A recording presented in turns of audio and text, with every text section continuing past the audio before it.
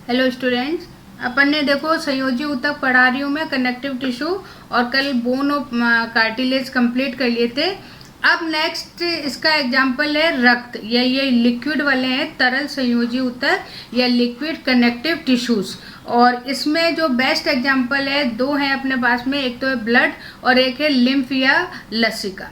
अब ब्लड के बारे में आपने काफ़ी पढ़ रखा है, अब यहाँ थोड़ा सा आपको डिटेल में करना है। सबसे पहली बात तो कि ब्लड क्या है, तो ब्लड एक तरल संयोजी ऊतक है, यानी कि लिक्विड कनेक्टिव टिश्यू है। और इसके अंदर जो है बहुत सारी, एक तो लिक्विड है तो प्लाज्मा होगा, और उसके अलावा जो है यहाँ पर कुछ कणिकाएं होती हैं। अब ये ध्यान रख लो, हो सकता है कि 9th-10th में आपने, अगर आपसे पूछा जाए कि आरबीसी का फुल फॉर्म बताओ, तो आप बताते हो रेड ब्लड सेल्स, तो वहाँ तक तो ये मामला सही है।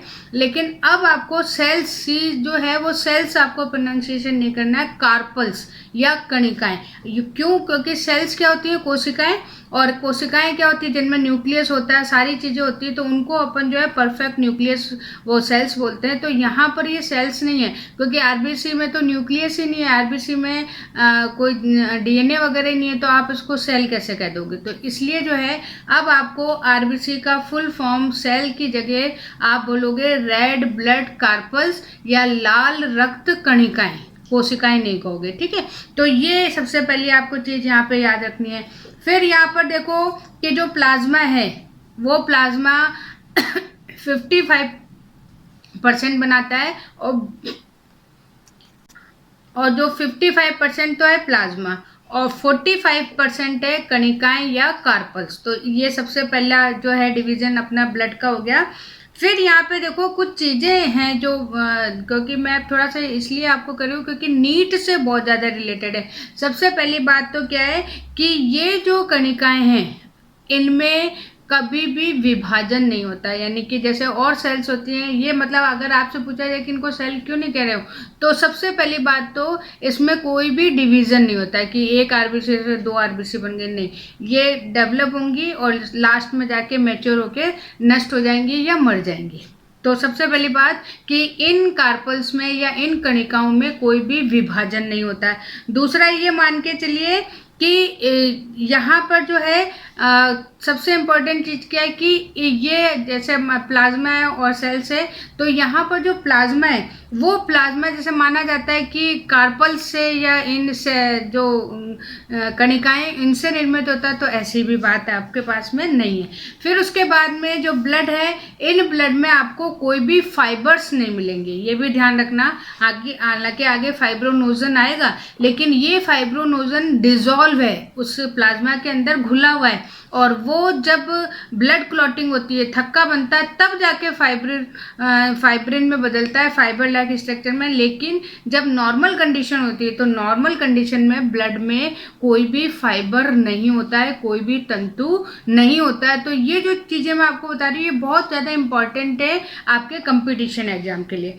फिर उसके बाद में अपन पहला स्टार्ट करते हैं प्लाज्मा। तो अभी आपको बता दिया कि ये जो है 55% है, और 55% और है लिक्विड है, तरल है, और इसमें जो है 90% होता है वाटर, ये ध्यान रखना। अभी ये जो कंपोजिशन वाली मैं आपको टेबल दिखा रही हूँ, तो ये जो है अधिकतर प्लाज्मा का आता है संगठन। तो प्लाज्मा के संगठन में सबसे पहले अपन लेते हैं 90% तो इसमें वाटर, और उसके बाद में फिर इसमें कुछ प्रोटीन्स हैं, और वो प्रोटीन्स कौन से हैं? एल्ब्यूमिन है, ग्लोब्यूलिन है।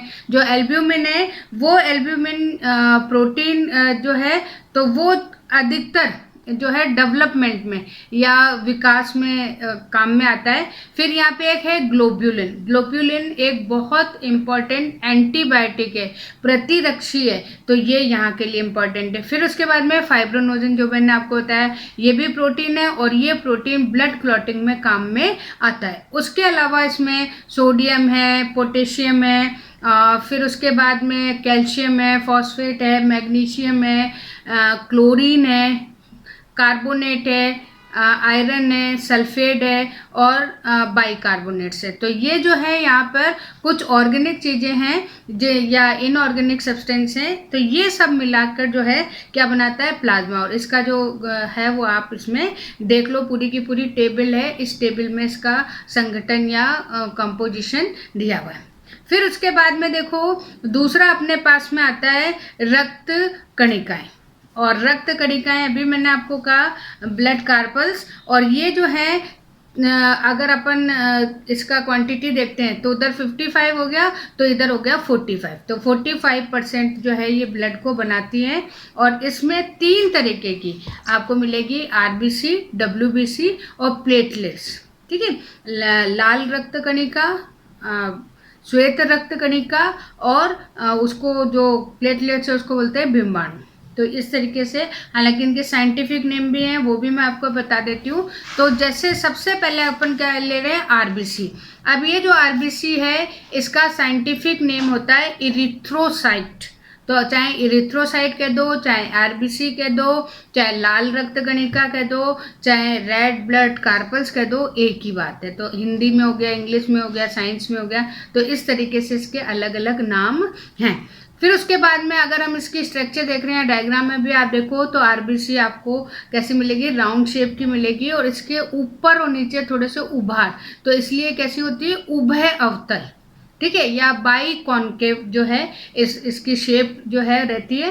फिर उसके बाद में ये इसमें न्यूक्लियस नहीं होता। पहले भी मैंने आपको बताया था कि जब प्लांट वाला पढ़ाया था तो फ्लोएम में सीव ट्यूब या जो सीव सेल्स थी, चालनी कोशिका, उसमें न्यूक्लियस नहीं होता है। और अगर हम अपनी बात करते हैं तो हमारी जो आरबीसी है और प्लेटलेट्स है उसमें भी नहीं होता है, पर उसको अपन इतना कंसिडर नहीं करते हैं। लेकिन जो आरबीसी है, आरबीसी में भी न्यूक्लियस या डीएनए या जेनेटिक मटेरियल कुछ भी कह सकते हैं वो यहाँ पर नहीं होता है।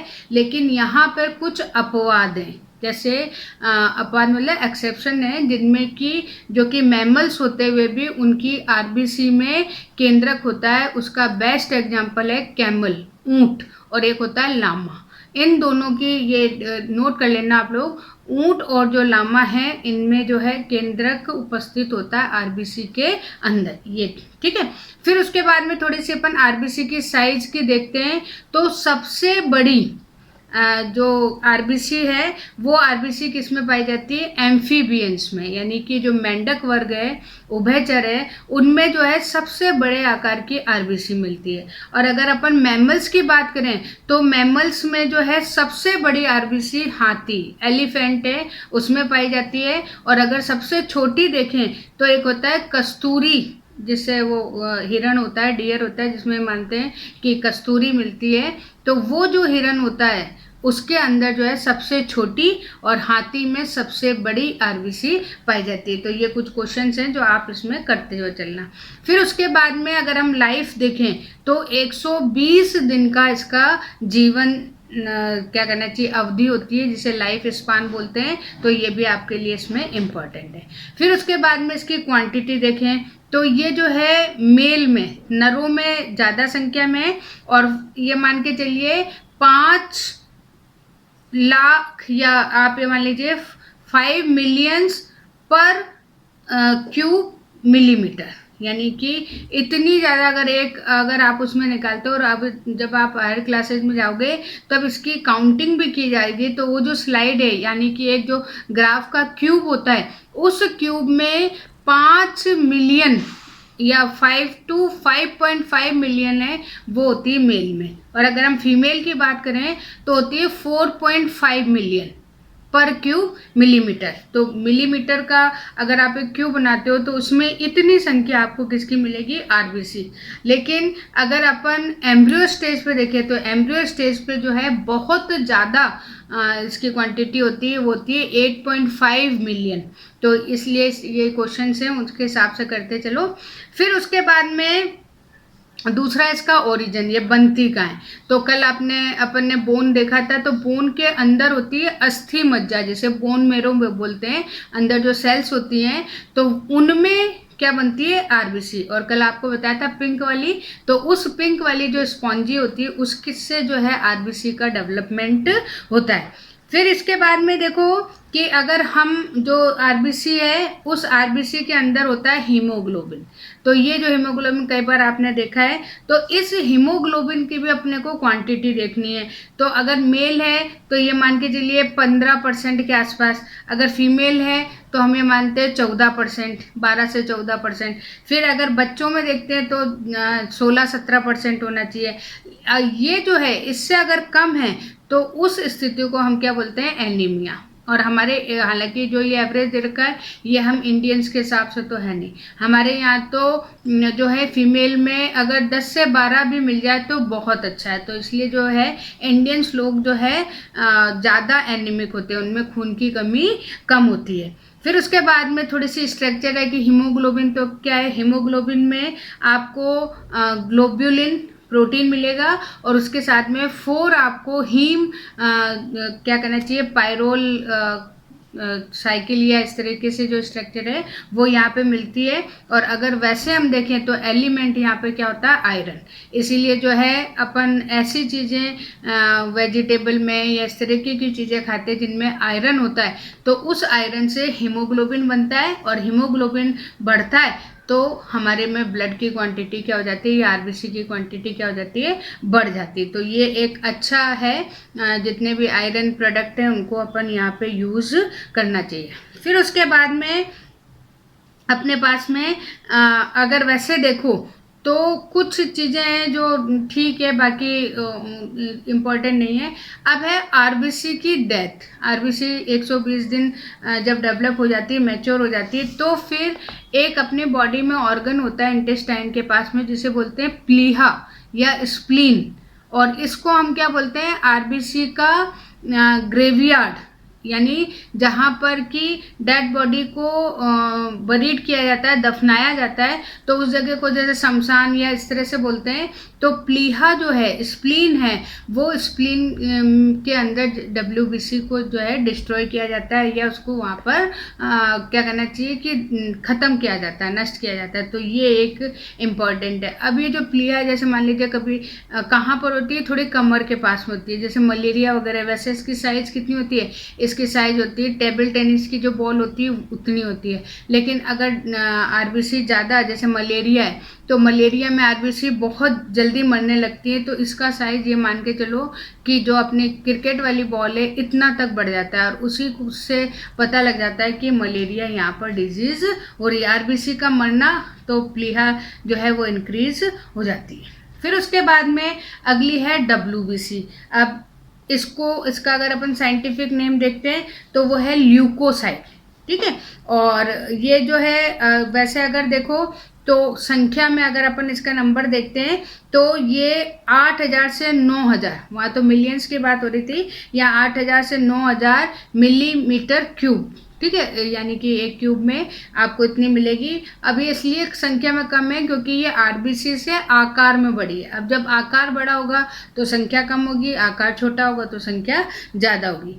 फिर उसके बाद में देखो कि इसकी कमी होती है तो डिजीज़ हो जाती है ल्यूकोमिया या ल्यूकोपोनिया।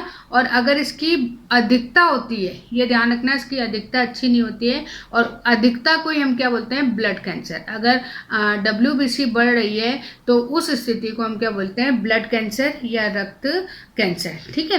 फिर ये भी जो है यहाँ तो आरबीसी थी वो कहाँ बन रही थी, अस्थि मज्जा में, लेकिन ये जगह जगह बनती है, ठीक है। अस्थि मज्जा में तो बनती है, उसके अलावा ये लिम्फ में, लिम्फ नोड जो होती है, अपनी गांठें जो होती हैं उनमें मिलती है। पेयर पैचेस हैं, ये इंटेस्टाइन में मिलता है। फिर प्लीहा है, स्प्लीन, उसमें भी बनती है। टॉन्सिल्स हैं जो गले में होते हैं उसमें भी बनती है। और थाइमस एक ग्लैंड होती है उसके अंदर भी ये बनती है। तो इसके ओरिजिन बहुत ज़्यादा है, क्यों, क्योंकि पूरी बॉडी में मूव करती रहती है और जगह जगह ये बनती रहती है। फिर उसके बाद में इसके टाइप्स हैं, तो टाइप्स मैं आपको यहाँ एक एक करके बता रही हूँ। सबसे पहली बात तो ये 2 तरीके की है, एक तो है ग्रेन्युलोसाइट यानी कि उसके ऊपर दाने हैं, और एक है एग्रेन्युलोसाइट, तो जो कि स्मूथ स्मूथ, जैसे आपने एंडोप्लाज्मिक रेटिकुलम पढ़ा होगा कि उसमें वो क्या होता है, ग्रेन्युलोसाइट होता है, और एक ग्रेन्यू यानी दानेदार होता है और चिकना होता है। तो उसी तरीके से ये भी दो तरीके की होती हैं। अब अपन पहले देखते हैं कि एक ग्रेन्युलोसाइट में तो दो प्रकार हैं, लिम्फोसाइट और मोनोसाइट। और जो ग्रेन्युलोसाइट है उसमें तीन है, इओसिनोफिल, बेसोफिल और न्यूट्रोफिल। अब ये जो है 5 हो गई, अगर आप टोटल देखते हो तो इनको पूरी की पूरी पांचों में कई चीजें हैं जो इम्पोर्टेंट है। सबसे पहली बात तो अगर हम इसकी उपस्थिति देखें तो सबसे ज्यादा अगर आपको मिलेगी तो वो मिलेगी न्यूट्रोफिल, और सबसे कम आपको मिलेगी इओसिनोफिल। तो मैं यहाँ बेसोफिल। तो यहाँ पे मैं आपको एक पूरी टेबल बता रही हूँ, तो उस टेबल के अकॉर्डिंग आपको इसको याद करना है, ठीक है। फिर एक लास्ट में इसमें टॉपिक बन रहा है थ्रोम्बोप्लास्ट, या जिसको आप प्लेटलेट्स बोलते हो, ये इसका साइंटिफिक नेम हो गया, और वैसे अपन बोलते हैं बिम्बाणु। ये जो है नॉर्मल, सबसे पहली बात तो WBC और RBC से इनका साइज बहुत छोटा होता है। अगर हम इनकी संख्या देखें तो ये 1.5 to 4.5 मिलीलीटर इसमें उपस्थित होती हैं। और अब भी जैसे डेंगू वगैरह तो प्लेटलेट्स कम होना, ठीक है, ये मानते हैं 1 से 1.5 लाख के बीच में होती हैं। तो अगर इससे कम होती हैं तो वो जो है इस तरीके का इन्फेक्शन जो अभी डेंगू में होता है कि प्लेटलेट्स गिर रही हैं, तो ये वहाँ पर काम में आती है।